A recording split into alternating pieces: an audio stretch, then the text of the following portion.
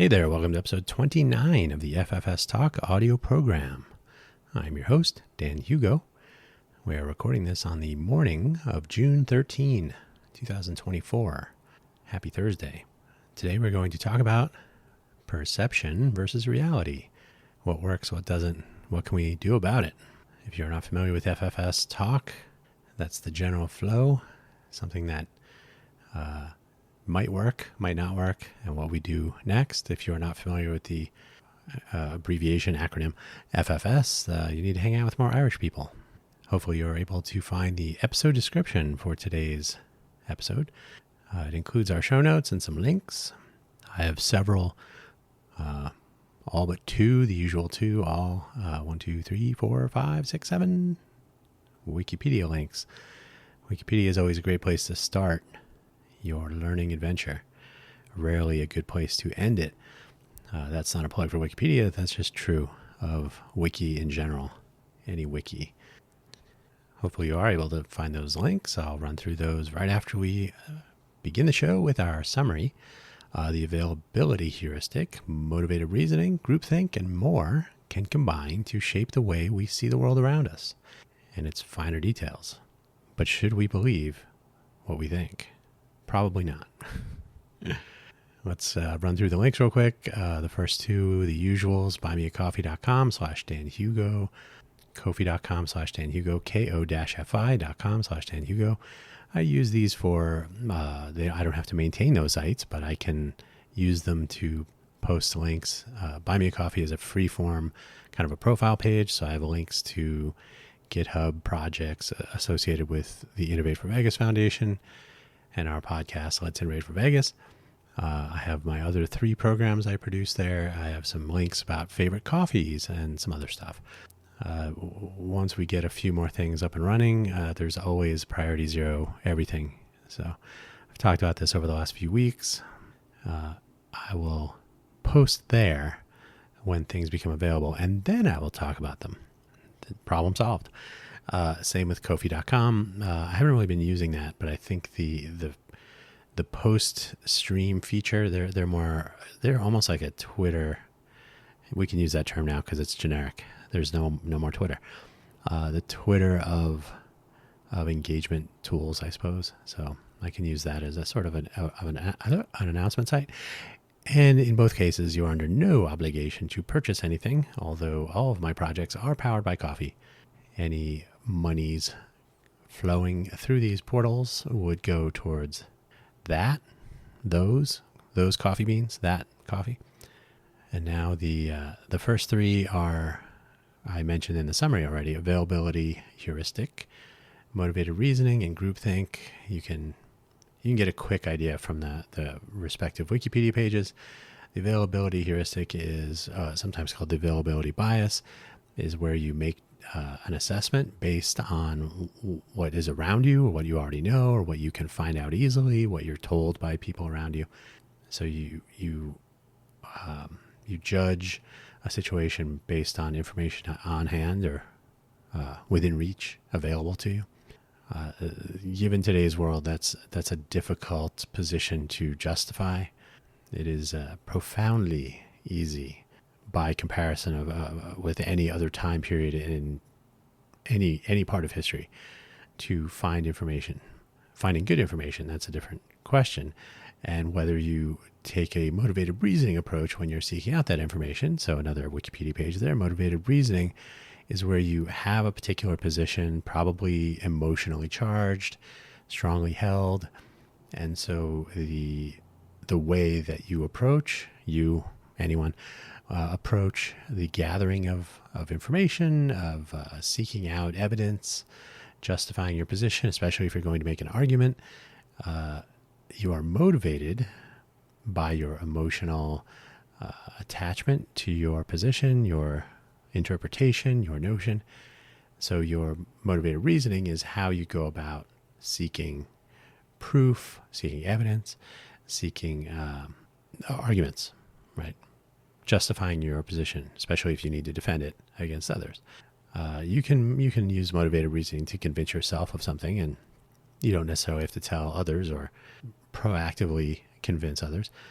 But that is motivated reasoning. So the next one, groupthink. Groupthink is the kind of the, I'm going to say, I mean, all of these happen all the time, but groupthink is so painfully obvious and yet rarely sort of recognized internally. I am in groupthink, right? I don't really hear that too often. Usually groupthink has a little dopamine impact, right? You're in the group, you're all agreeing, you're reinforcing each other's notions. So groupthink is an easy way to skew bias, and all of these skew perception, and all of these are that and more. There are several biases. There are other social psychology components to ponder. There are proactive means, so it might not just be biases and our personal perceptions and our group discussions and so on, but it might be an actual mechanized effort to change opinion. Sometimes that's called propaganda, which I'll get to in one more link. I have a link here for subjectivity versus objectivity.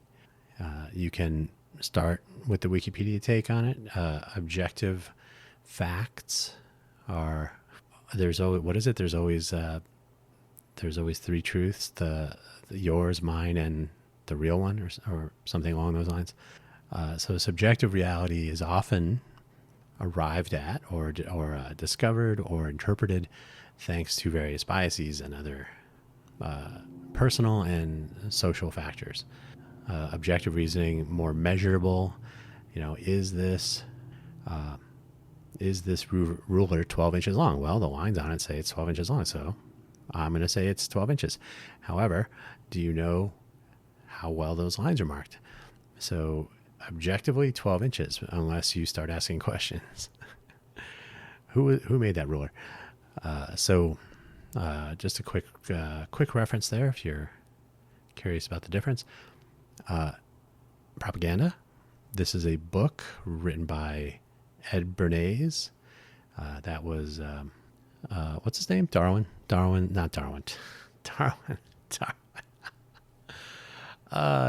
not doing evolution today. Freud, Sigmund Freud's nephew, Ed Bernays, Darwin. And interesting book. I've read this book a long time ago, though, but it is a good book talking about psychological methodology to convince people, crowds usually, but individuals too. Crowds of one, they count. That's probably my audience. The use of propaganda is, of course, a commonplace nowadays. There was a kind of infamous situation around World War I, the Great War, until there was a sequel. Then it became kind of like Star Wars, right? Changed the name later.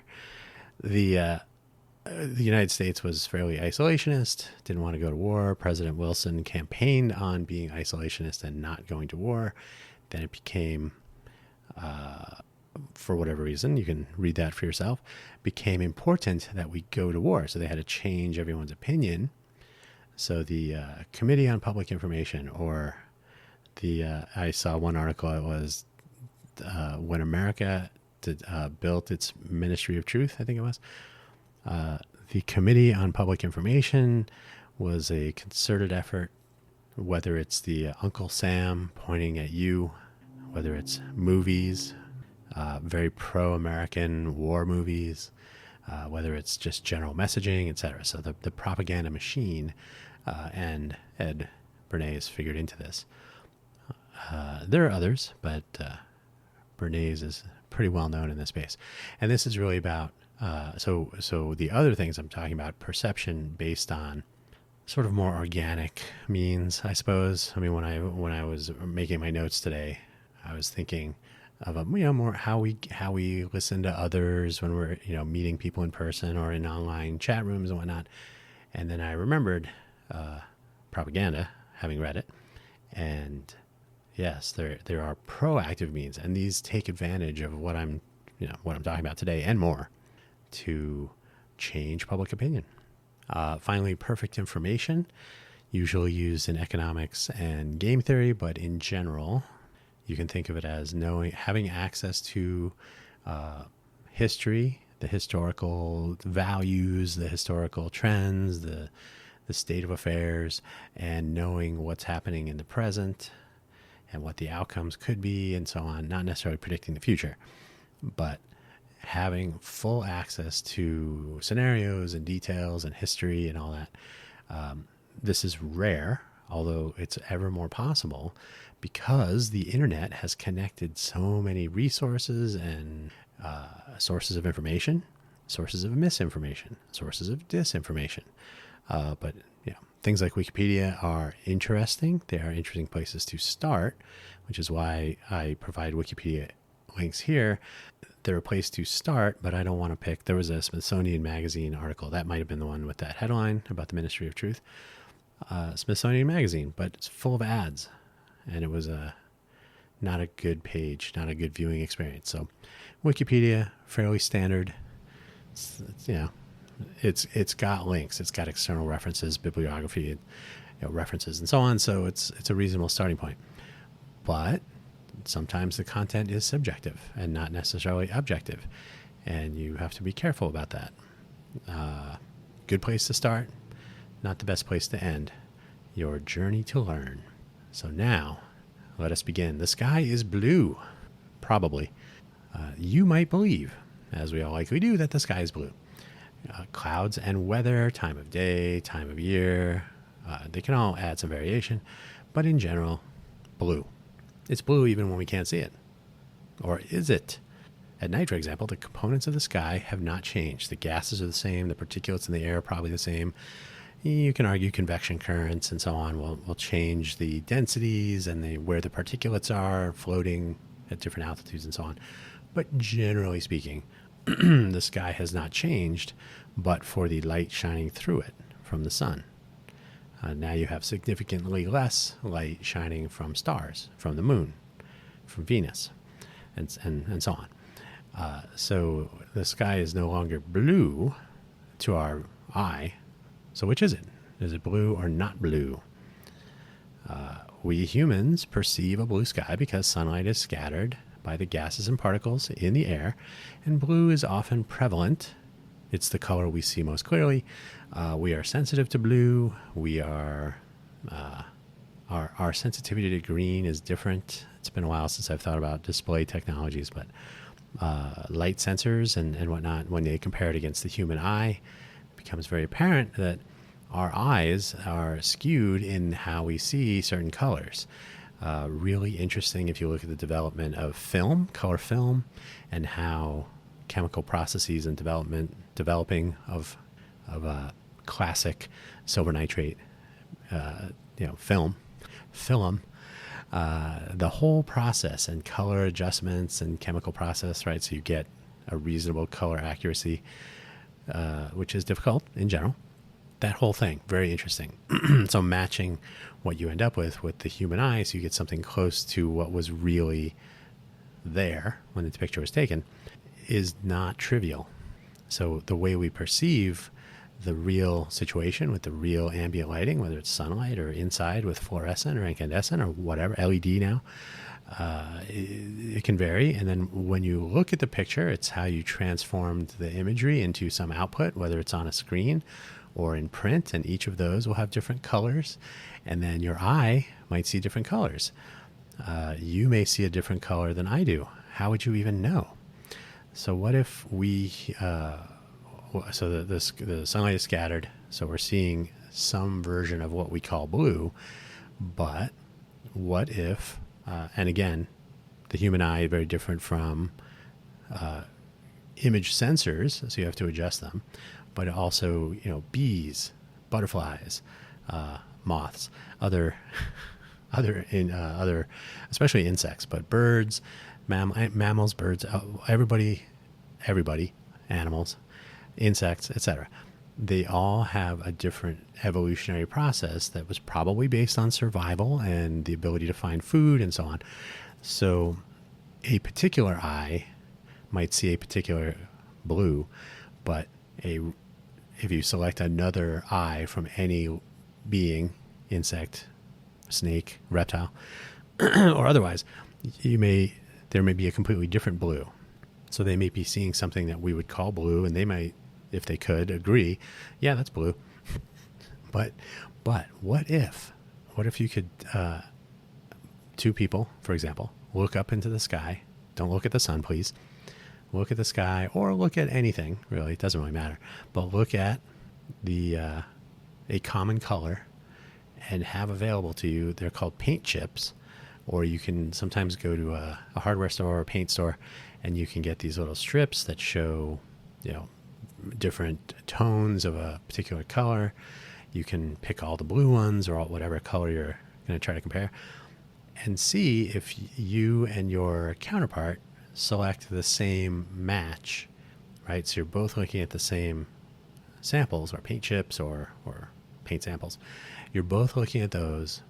You both look at the sky, and then you both select the paint chip or tone or matching color with what you observe in the sky.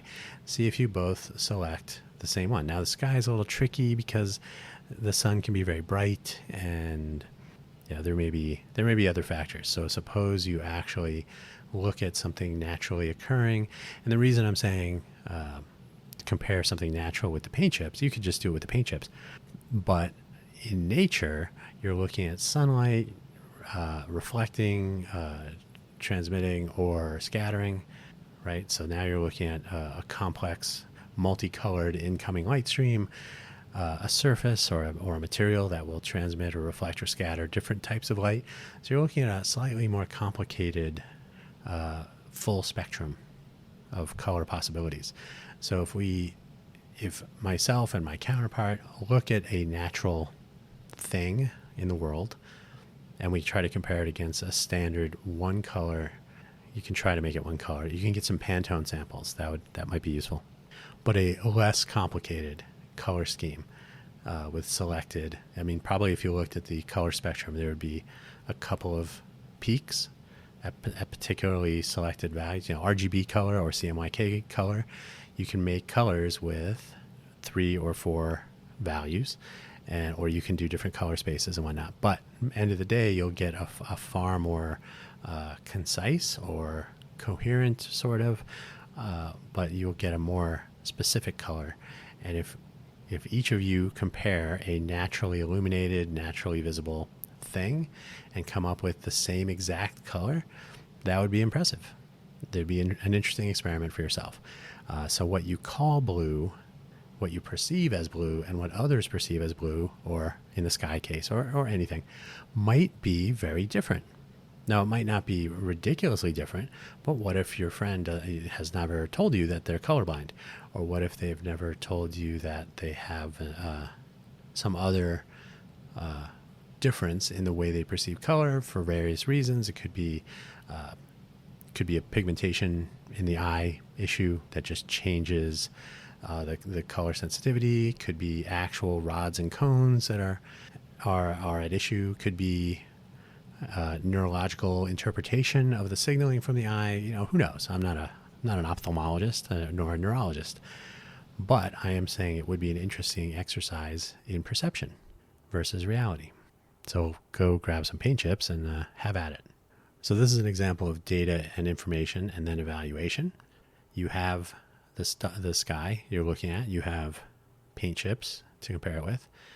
You probably don't have a photospectral analyzer, so you're not going to measure the spectrum of the light that is scattered in the sky. Maybe you do. That would be useful. You can probably come up with an app on your phone, or each of yours phones. By the way, phone color sensors will also sense color differently because of the way they're adjusted. They're calibrated to be sensitive to particular colors to overcome limitations of the sensor. So they'll boost some, kind of like an equalizer. And then they will sometimes increase saturation. Sometimes they'll do AI effects now, computed photography. So you can't always be sure that two cameras are going to see the same thing either. So you'll have some sort of information, right? This is basically, you know the time of day and all that too. So you have a full set of information based on your data. We know the sky should be blue. It's clear. There's no clouds. You can measure the particulates and the humidity, pressure, You can get all that, come up with what the color probably should be. And then when you evaluate your perception of that, does it match your measured data, the information you have at hand? It may or may not. That would be an interesting little experiment. And so you're perceiving a color and you evaluate whether they match, right? So your perceptions may not be in complete agreement with the information, the accepted conclusions, the popular view, and that's where things can get interesting. How do we evaluate that information, and how do we decide what the actual color is, or what the actual facts of the case, what the actual outcome of the experiment could be, should be? That's where things can get tricky. It is usually possible to gather data about our surroundings. The challenges include the quality of the data. Where's that data coming from? And then what do we do to turn that into information? And that's, you can look up Shannon theory of information. The common example given is if you have a string of, let's say you have an entire page. I don't know how many characters, but they're all the letter E. So you have a page of nothing but lowercase e. You have a lot of data, but how much information do you have? You have the number of times E appears on that page, probably consecutively. So if there was suddenly an A popped up in there somewhere, you'd be like, okay, well, so there's like 100 A's, or maybe there's 48 A's and, E's, 100 E's, or maybe there's 48 E's, 1 A, and then 51 E's, right? So this is called run length encoding. That's the information that you get from the data. So the data is everybody's opinion, everybody's inputs, the actual measurements that you take from the sky over the course of like 5 minutes to get a stable value. So the data is all the facets, all of the numbers, all of the measurements. And then the information is derived from that by filtering out outliers, accounting for error in your measurements, accounting for bias in the measurements, any sensor equalization or a conjugation of error. So there's all kinds of ways you end up with information, and then we have to evaluate that information and decide whether we believe it. And sometimes things like flat Earth and all that's humorous because, and that's basically motivated reasoning, but you can come away, if you don't have the time, if you don't have the resources, the expertise to properly gather data and compile that data into some useful information and then assess, throw out the outliers, like I said, and or you make sure your information is credible. If you don't have the time to do that, you may end up consuming information derived from biased sources with an agenda, propaganda, for example. So we each, though, are capable, whether we do it or not, or conscientiously or not, of evaluating this information to reach our own conclusions. That's basically how humans function. We're really good at sort of pattern matching.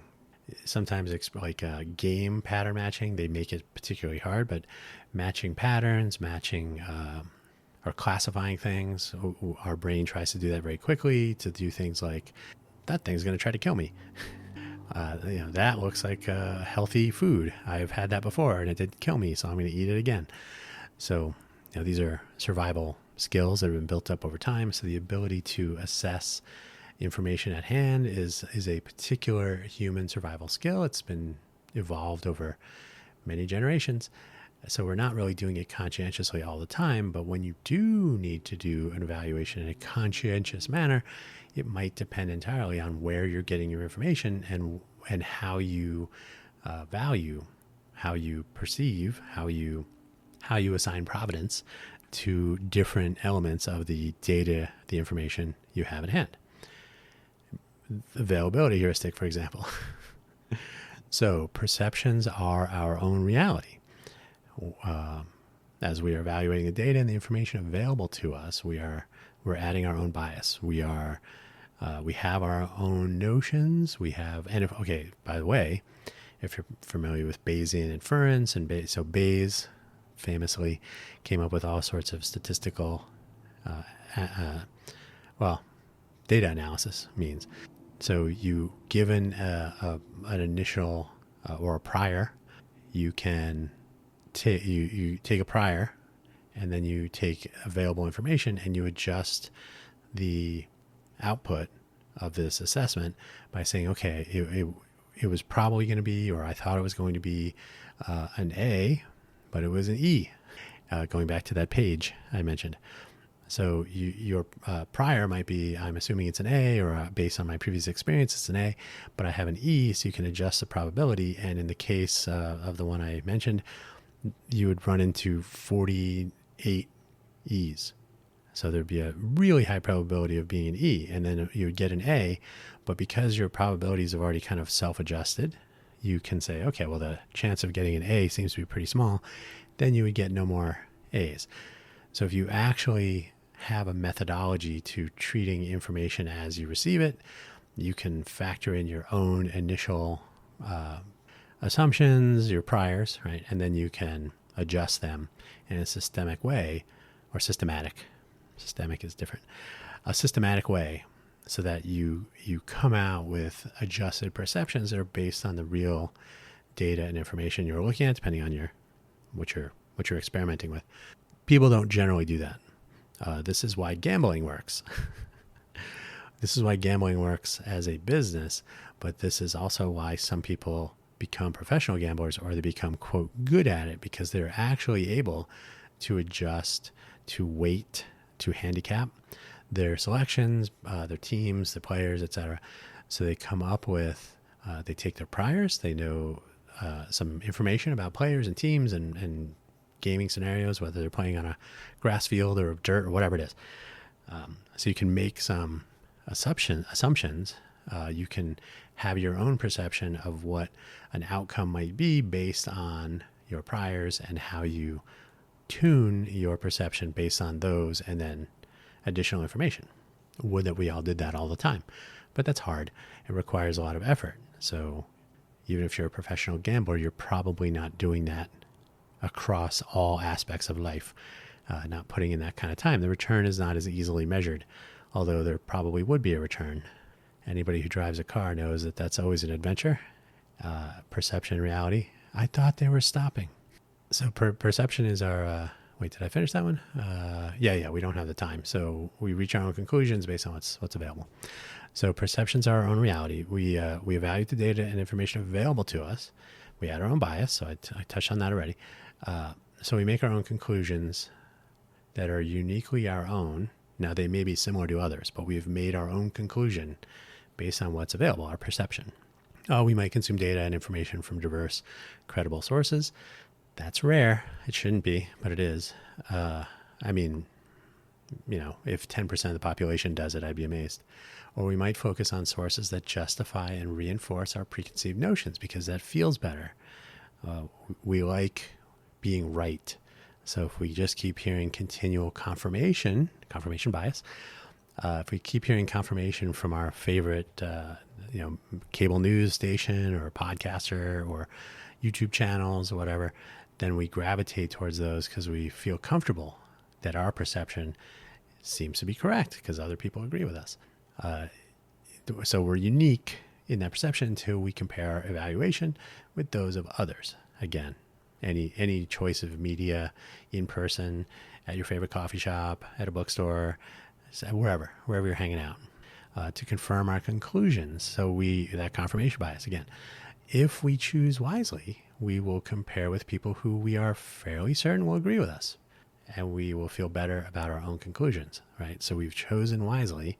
To us, I don't want to argue. I don't want to be told I'm wrong. I don't want to have to start rethinking my position on something or my understanding of it. So if I can just be told I'm correct, much easier. And even easier, we can let those with whom we already agree evaluate and conclude for us. So this is where you get some polarization, or you get, well, that's a good enough word, polarization. Well, people are attracted to the confirmation sources. Confirmation bias is a real thing. So when we can get our beliefs and our notions and our assessments and our opinions are confirmed, we go in that direction because being right is great. It's fun. And then we hang out there because, ooh, I'm running into a lot of people, or I'm hearing a lot of things that I agree with. So I'll just get my news and information from here, and then I don't have to worry about being told, quote, wrong information, because everything they say is right, because we already agree. That's kind of backwards. So, by the way, in the context of how I introduce the show, what works, what doesn't. What works is our our ability to take available information and make use of it for our own survival, for our own benefit. That is an evolved capability. It's an evolved skill. It helps us survive. It helps us get along in life. So that part basically works. There is ever more information and noise and deception and propaganda and so on to be aware of. And sometimes we don't have the resources or the wherewithal or the savvy or the training or knowledge, access, resources. We don't always have access to a lot of information that would help to tune our perception. So we might have an initial perception of what we have around us. We learn more, and then we can adjust our perception and our conclusion that we might derive from what we're learning, and say, oh, okay, so maybe it's more like a different shade of blue, for example. So if we are proactively tuning our model of the world and our understanding of it, then our perception and reality, quote unquote reality, objective reality, our subjective reality, they may not be too far off. They may be reasonably close. They may be as close as we need it to be. On the other hand, if we give in to the easy way, right, to just be, oh, everything agrees, we don't have to think about it, no more thinking, I've made my opinion, no need to change it. That is, I think, the broken aspect of perception that is given into, or let's say you are allowing control of your perception and your assessments of your surroundings and so on. You're leaving that to others to do for you. And I believe that is a weakness. I think that's a problem. I think that does not work, although it certainly is prevalent, and arguably more so with each passing TikTok video. So let's let's talk about a few examples after I get some water. A few examples. I'm just going to do the three areas that I started off with: availability heuristic, motivated reasoning, groupthink. You might have your own examples of these. There are countless. I was trying to be somewhat generic, not get, I don't want, it's very easy to venture into politics or particular geopolitical situations and so on. So trying to keep it fairly simple. So for example, availability heuristic, we judge something. So I'm going to start right off with a minor controversy, I suppose. We judge something huge like climate change or global supply chains based on something small like our local weather. Our local weather reports are not part of climate, they're part of weather. We can leave that there. So we look at our climate change judgment based on our local weather reports, and we look at global supply chain understanding and judging their importance and whether we should pay attention to them on whether products in our local store shelves are available. So we don't really know. And if you really dive into this, it's eye-opening and a little bit crazy and maybe a little bit frightening how many places around the world play a role in the manufacture, the development of, the building, even foodstuffs, right? Making food, the availability of potassium-rich fertilizers and soil elements, right? Components of your soil to grow food.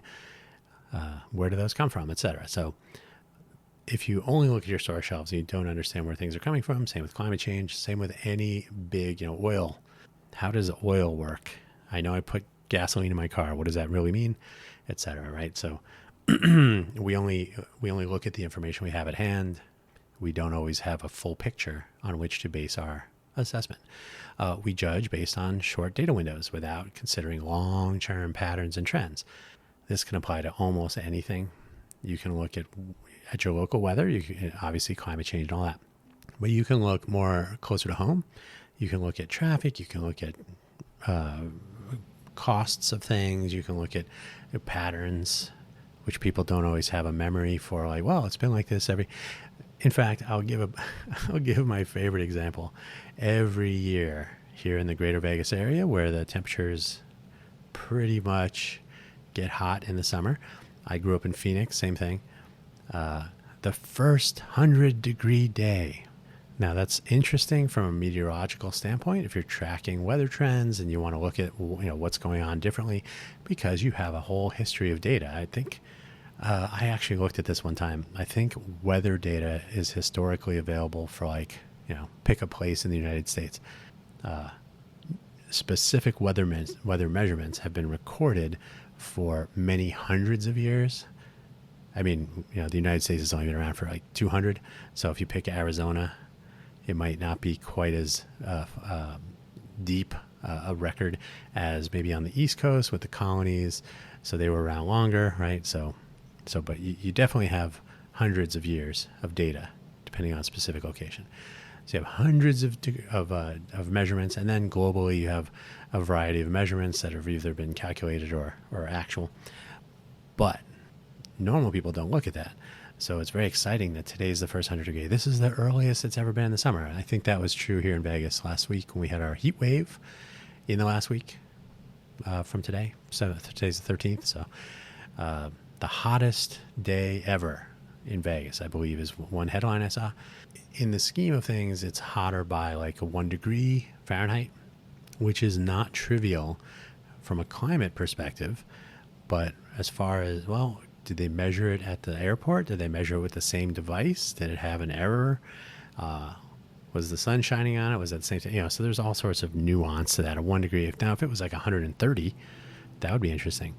But if we actually understand the patterns and the trends, and by the way, the measurement methodologies and the error analysis and so on, we don't necessarily do that.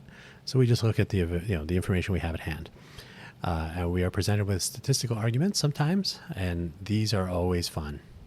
So someone presents a statistical argument.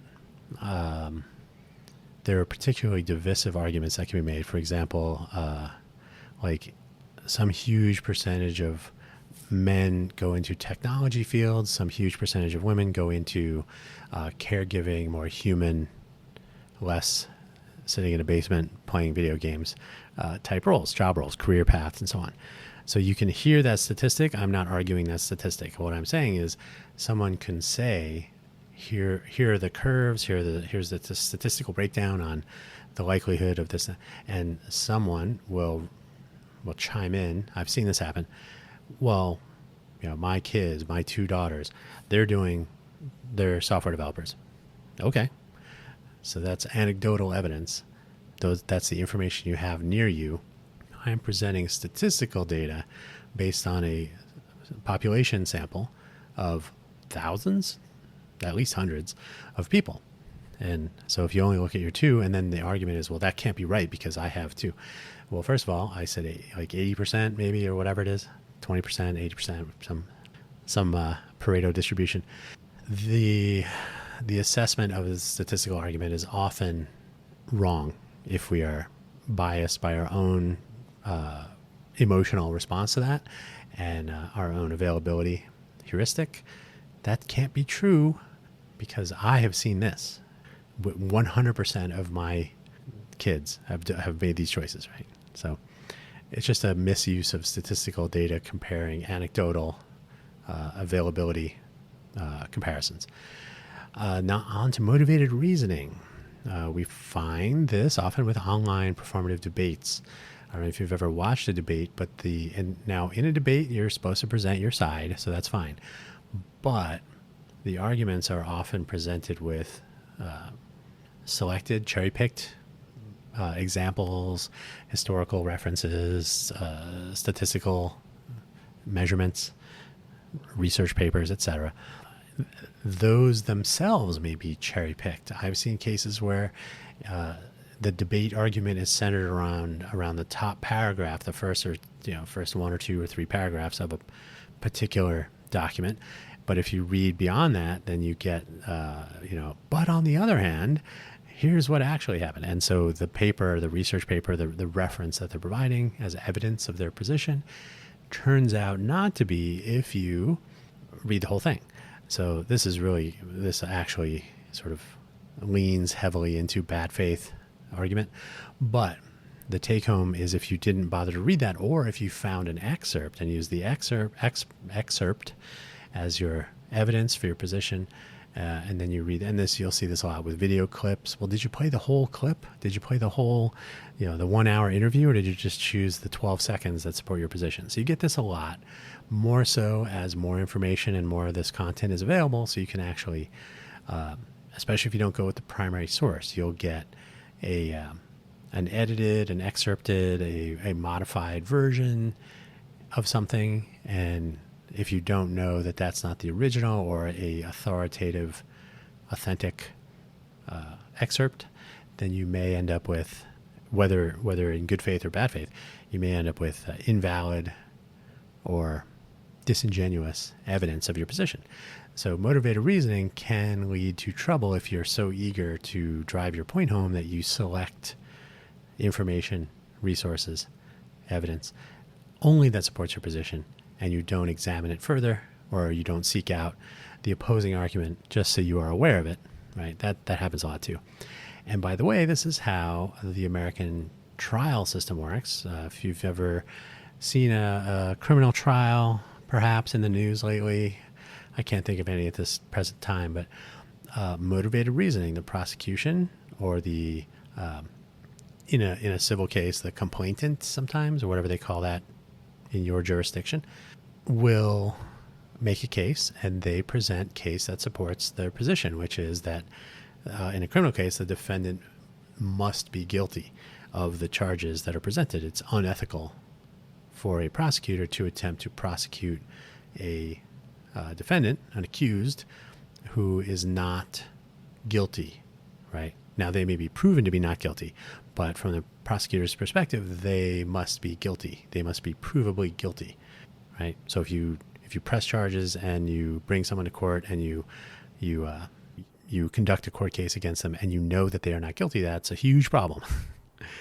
On the other hand, the defense attorney in a criminal case, also motivated reasoning, they're going to choose evidence that refutes the position of the prosecutor. They're going to make a case they're going to draw a picture, they're going to present an argument that suggests that their client, the defendant, is not guilty. Another case of motivated reasoning, but here you have directly opposed motivated reasoning, so they can cancel each other out, maybe. And then at the end, you end up with a preponderance of evidence or presentation of a narrative, of a plausible scenario that will result ultimately in some jury or judge outcome. So motivated reasoning in this case is plain to see, and it's structured in such a way as it can be countered. If you are not, if you're not playing fair, if you are using motivated reasoning in how you develop your arguments or your perception, you may not be. It may be doing you or those around you a disservice, depending on situation. If we have a particularly emotional opinion, conflict in different parts of the world, for example, public health issues, immigration and population dynamics, little things that rarely come up in the news, we will find it easier and more satisfying to seek out supportive data and information and opinions. So here again, we are motivated to find supporting evidence. We are going to go, and by the way, in the criminal arena, the police, law enforcement, investigators, they are supposed to find all of the evidence. Now, the prosecutor may choose to present the evidence that supports their case. They're not supposed to hide evidence. That becomes a huge problem also.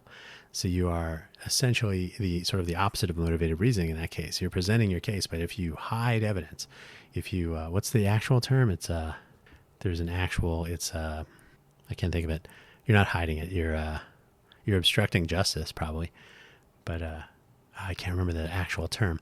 But anyway, so if you prevent the evidence from being discovered by the opponent, by the defense attorneys and so on, that's also problematic. So good faith, motivated reasoning on both sides of an issue, in the case of a court case, in that structure, is reasonable because everybody knows that that's how that's supposed to work. But if you are selecting your personal supportive evidence, or if you are constructing a media argument, if you're creating a podcast and you cherry pick a couple of Wikipedia articles, you may be participated in motivated reasoning. Now, I will say I chose the Wikipedia pages about the top level topics as a starting point. If I had selected articles with particular and the language in these Wikipedia pages is not perfect either, but if you go with like a particularly ideologically based or oriented publication, pick a particular YouTuber, a particular editorial or a columnist, author, right? You can pick a particular opinion that matches an agenda. I try to avoid doing that. So the examples I've given here are sort of generic and top level starting points, but you can certainly find specific examples in different sides of a story. And certainly when it comes to conflict, especially ideologically driven conflict, it's very tricky to navigate the agenda of the information presented on any side. So it's more satisfying to hear confirmation. And so you might seek that out, whether making a case or allowing your own position to be confirmed.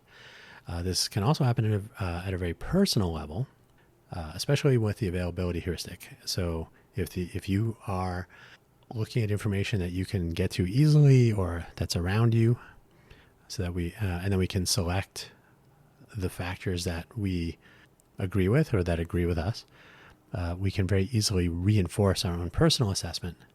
And this can be profoundly unhealthy. And it doesn't matter whether you're going with the negative or the positive, but if you are in a particularly extreme state, could go either way, right? It could be feeling really good, feeling really bad. If you look at the information around you and you choose to reinforce one of those, the outcomes could be very negative. They could be very negative, even though they might make you feel better. Like if you already feel good, you want to feel better, but that can only reinforce, that could potentially reinforce bad outcome potentials if those are not based on reality, if they're based on selective availability heuristic and then motivated reasoning. You're selecting the things that you want to feel positive about. That doesn't sound like it could be bad, but it could be bad. It could be good. But these are things to recognize. You have to understand when you are not kind of collecting a sufficiently broad amount of data to construct a picture of reality. You're tuning your perception so that you agree with yourself, something to be aware of, be careful of. And then groupthink. The groupthink one is funny because groupthink is happening all the time, all around us. Humans, some animals, especially dogs, they are social. So they are often found in groups of 2 to 1 million, who knows. So functioning in groups is, of course, easier when you all agree, when you're all of similar thinking. Like, for example, I don't want you to be injured by an enemy. Oh, I don't want you to be injured. Oh, great. Let's be in a group together. So it's good for survival. It's good for general health. It's good for a lot of things. So it's kind of a natural social dynamic to form groups. The pressure to fit into these groups can be substantial, though, and the desire to limit dissent and time spent arguing against that dissent, maybe that will lead to a selected group of individuals already in general agreement to kind of form a tighter group with less likelihood of newcomers being in, right? You're in the out group. This can lead to reinforcement of bad ideas or poorly informed decisions because you're not going to disagree with each other. So that sounds like a great idea. Pineapple on pizza? Love it. Let's do it. And then you get instant support. So nobody in the room will dissent because we all get along. We all agree on everything. So just put that pineapple on the pizza. Let's go. A dissent minority, especially if it's a one person minority, can be squashed through various means unless the minority is capable of building a solid case. So now you find yourself, even though you are in a group, you are your adversaries. You have many adversaries against you, perhaps. On the one hand, spot the Red Sox fans sitting in the Yankees section. And I think as I'm talking today, I think there's a Yankees-Red Sox game going on somewhere. I think I saw that mentioned somewhere. I'm from New Jersey. Some of my family had box seats at the Yankee Stadium in the Bronx. I'll leave that there. So, but if you spot the Red Sox fans sitting in the Yankee section at a game, they got their hat on and they're surrounded by people staring at them. Who knows? I certainly hope things don't get too crazy in that case, but you are in the minority. You are sitting amongst a group of people who don't agree with you. So, alternatively, and by the way, you're not going to change your opinion. You're just sitting there for whatever reason. Maybe it's shade, I should say. Shady is a different thing. Shade in that section, so you didn't want to sit in the sun. Who knows? But you're not going to be changing your opinion. On the other hand, you can look at 12 Angry Men, which I happen to have been watching earlier today, and as a refresher of sorts, the 1987 edition is quite good. Jack Lemmon is the dissenter, and James Gandolfini, of course, makes an appearance in there. Tony Danza is playing Tony Danza.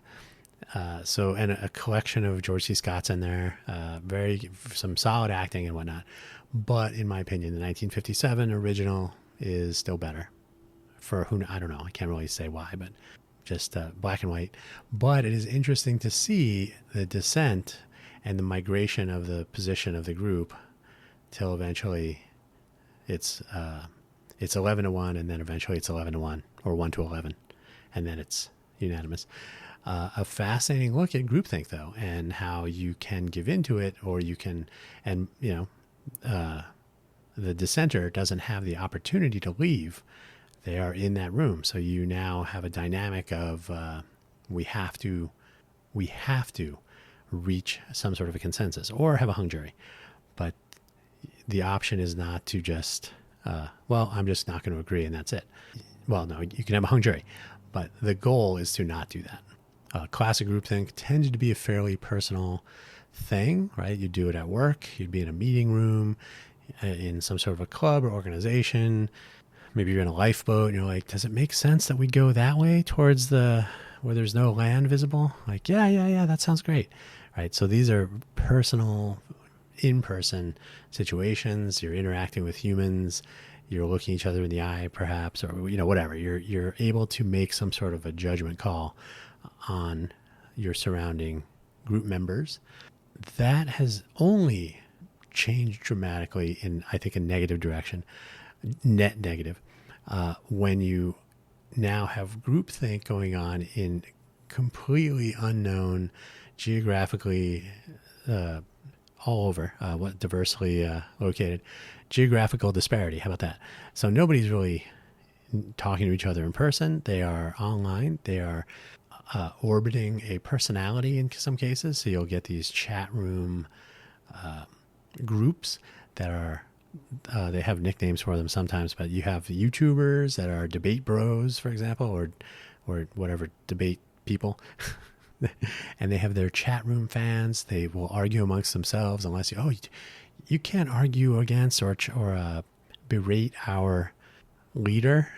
So they'll attack. There have been actual legal situations unfolding with doxing and, so-and-so supporting their supporters started doing this against the other person in this group. And it's a ridiculous silliness, but this groupthink effect can spread to motivate action by these communities. I put that in quotes, which will argue, even though they argue internally, even though they don't always agree, and they'll it's like it's like any close-knit group. They will bicker. They will sometimes physically wrestle and whatnot. But if you attack them, they will respond as one.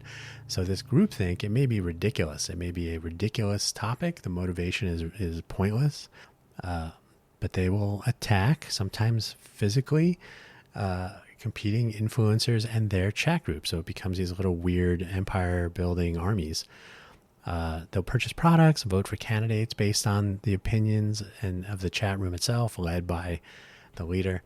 They'll change their views and so on. So this groupthink is so often unseen members, unknown agenda, etc. So groupthink is very real, and it's probably the one that is least, we take part in it least proactively. That is, we just sort of end up surrounded by people that we agree with or we don't, and it's sort of a natural tendency.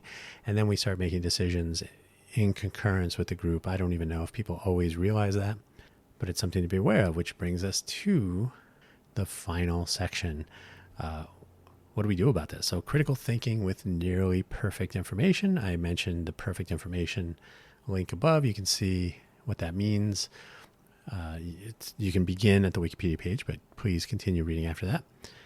Wikipedia does not provide perfect information in all cases, most cases. Perception is not a bad thing. How you perceive things, that's just a fact of life. You do not have perfect information without some help. So you can see what you can see, you can smell what you can smell. You know, you might smell something and say, oh, there's a fire. No, somebody was just burning their underwear, drying it in the oven, or something. Who knows? So your perception is still valid, but you hopefully are willing to tune it when you have more information, when you can get more information, and you should seek out more information rather than acting on your initial perception, which could be inaccurate. However, there is always more data and more information available to us, like I said, so you can get this information and approach perfect information we now have general understanding and interpretation of data and information by actual knowledgeable subject matter experts, and they are able to talk about, to answer questions about, sometimes to share reports and research papers and studies, and maybe they do their own YouTube channels about science and whatnot. And they have a particular opinion, but they also are able to present their subject matter expertise in useful ways, and you can add that to your own perception model. We have access to more and more research papers in general. So whether they're part of a particular presenter's sort of presentation portfolio, that's a lot of P's, or maybe you just read Nature or any of the other online resources, and you can just skim through papers all day. NIH has tons and tons and tons of research papers. You can find presentations, you can find actual raw data sometimes. And of course, the option to share your own opinion, which enables you to get feedback, possibly from subject matter experts even. Although, depending on where you are sharing your opinion, it may be in your group that already agrees with you. Maybe you're in a chat room for a particular, whomever. You say, hey, I've been told the sky is not the same color blue as, oh no, that's crap. Don't believe that guy. He's an idiot. Oh, okay. That may be true. But where you posit your concerns, your questions, your novel notions, and Terrence Howard probably has some comments on this after his Joe Rogan experience. But that was interesting to see the backlash and so on. But you have to be careful how you express your opinion, I guess. If you call it science fact, you're kind of inviting some pushback. So not all of it was bad, but yipes. I think the one of the best takes I've heard, and you may or may not agree with Eric Weinstein. I certainly don't agree with him on many things, but he's an interesting character. And he said, Terrence Howard did exactly what we tell young people to do. He became curious about the world. He took it upon himself to learn and to pursue his theories of things and how he believed systems work. And he came away with his own assessments of information he had available to him and so on. And he is berated for presenting that. Now, he chose a forum that maybe wasn't ideal, but the take home is like, if you have thoughts that don't match with everyone else, keep them to yourself. And that's sort of dangerous. So the Terrence Howard may have chosen a more interesting way to go about sharing his ideas. That would have been more constructive. But you be careful where you share your ideas if you're looking for feedback. Unfortunately, with so many issues and differing viewpoints and so much information of dubious providence, that's a huge problem surrounding us. We can be overwhelmed. This is the goal of bad actors, disingenuous, bad faith. Just keep throwing data at you. The robots, the algorithms, any number of methodologies are already in use. Probably only going to get galactically worse when you have generative, like, hey, here's a picture. Like, is that a real picture? Maybe. It looks real. So generative AI and all this stuff is only going to make it worse. But dubious providence, you're not exactly sure where it came from. I read it on the internet. That's a classic meme. If it's on the internet, it must be true. So you have to be careful about where you're getting your information and how much you trust it. That's why I'm a fan of getting information from diverse sources that often don't agree. And, you could, if you happen to be paying attention, hopefully not full time, but paying attention to a particularly high profile criminal trial in New York recently, if you could select, you didn't have to, you could make a wager in the morning and select this channel is going to say this, and this, this source doesn't have to be a channel. Channels are out.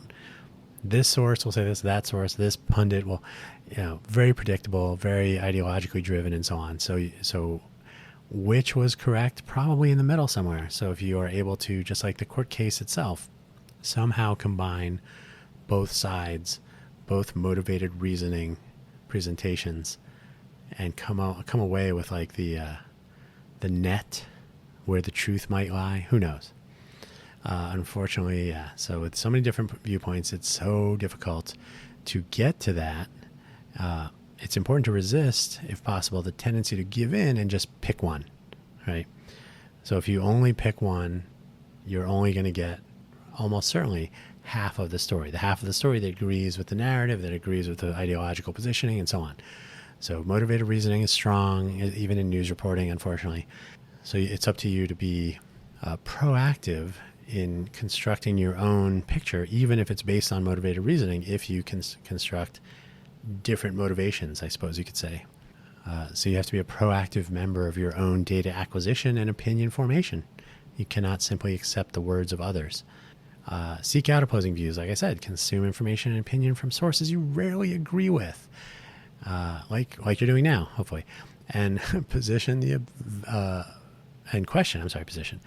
question the validity of evidence presented, taking into account the position of the person giving it.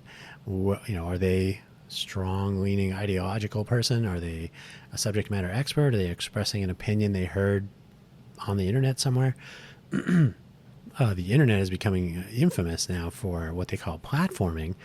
People who are going to get the ratings, they're going to be exciting and entertaining and get the clicks and the views and all that. Do they know what they're talking about?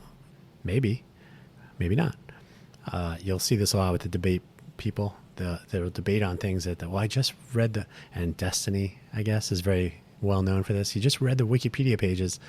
He's ready to go. It's like the Matrix. Now I know Kung Fu because I read the Wikipedia page. No, that's crazy. So the availability of this information from untrustworthy or inexpert, not quite knowledgeable, only repeating what they've read from somebody else, right? You may be 5 generations away from the source, and the source, the telephone game, the source may have said the sky is blue, and by the end you're like, it's actually kind of beige, which is true in some cities. So it's a thing. Critical thinking is a life skill, though. It will always provide substantial returns, whether it's on a particular issue or just in general, going through life, being able to make assessments based on as much information as you can get your hands on and process, come away with a conclusion that you agree with yourself. Maybe you don't have to defend it against other people. Maybe it's plausible. Maybe when you do look at different opposing viewpoints and whatnot, it still stands up, or be willing to actually say, oh, maybe I was wrong about that. Become a subject matter expert wherever you can, even if it's with a small e. You can go to school, you can do actual research. That's another thing you can do. And the research doesn't have to be with a wet lab doing doing virology, it could literally be, hey, let me see what happens when I hold up this paint chip and I look through the window versus outside. Do I get a different color match? What about when I talk to my friend? There's all kinds of ways that we can actually be proactive about how we measure our reality so that we can compare our perception to this objective reality, which we can measure. And we should be able to do so with critical thinking at the fore. And this is a skill that must be exercised so that it becomes huge, or huge if you like. That is where we will end today's show. Hopefully you have been thinking critically this whole time. I should remind you, whoever's listening to this today, you could be a guest on this very program and talk about any of the topics. If I have already talked about it in a previous episode, that doesn't mean we can't have an actual discussion about it. Everything in the world is subject to discussion. I'm not going to say debate. That's a different loaded term nowadays. But if you have some thoughts or ideas, maybe you have a completely new, unexplored notion, and we can talk about it. I'm hoping to get more of Las Vegas people involved in discussing real things so that they don't go to LinkedIn or Instagram or TikTok and take everything as gospel truth, as they say. Don't forget, buymeacoffee.com/DanHugo, Ko-fi.com, ko-fi.com/DanHugo. If you want to find out when I do eventually launch websites, and maybe we're going to add some video or real-time interactive discussions, hopefully when our audience grows some more, check those out, especially when I actually launch the websites, which are all still priority 0, but then everything else is too. Priority 0 being more priority than priority 1, computers. That's where I'm going to leave it today. Thank you for listening, and we'll catch you later. Bye-bye.